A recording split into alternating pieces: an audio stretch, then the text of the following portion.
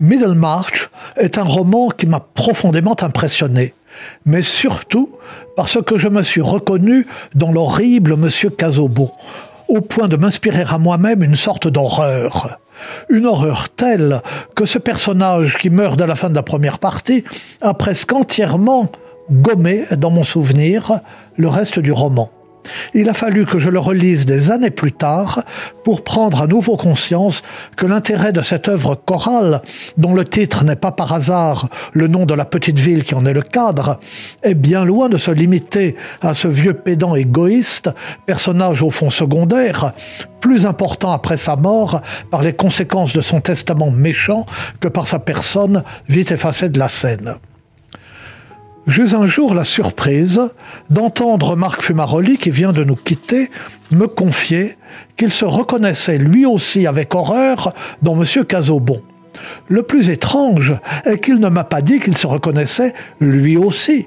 Sa remarque est venue je ne sais comment à partir de toute autre chose. Nous ne parlions nullement de George Eliot, nous n'en avions jamais parlé, il ne pouvait pas savoir si j'avais lu Middlemarch, et encore moins ce que je pensais de M. Casaubon, à supposer que j'en pensasse quelque chose.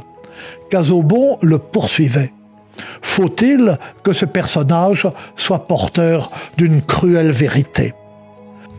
Lorsque j'ai lu Middlemarch, je travaillais avec une ardeur extrême à un champ d'étude, me disais-je à moi-même, dans mes instants de lucidité, aride, obscur, ne répondant à nul besoin, utile à personne, ennuyeux à tous, un labeur sans fin, pour quel profit et pour qui ?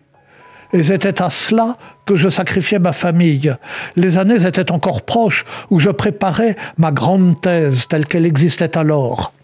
Le sujet en était la prédication en langue romane avant 1300. Ça dit tout. Mes fichiers de bois, en cette lointaine époque d'avant l'informatique, occupaient la moitié du coffre de la voiture lors des départs en vacances.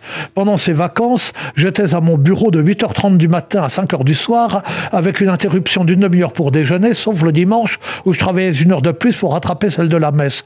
Comment ma femme pouvait-elle me supporter ? Comment mes enfants ne me détestaient-ils pas ? Et j'étais fier de mes recherches, comme je les appelais, et j'en parlais, et je me faisais valoir avec elles dans les dîners en ville, devant des personnes qui vivaient dans la vraie vie, avaient de vrais métiers, servaient à quelque chose, occupaient leurs vacances à voyager, faire du sport, aménager une maison, s'ouvrir à la vie.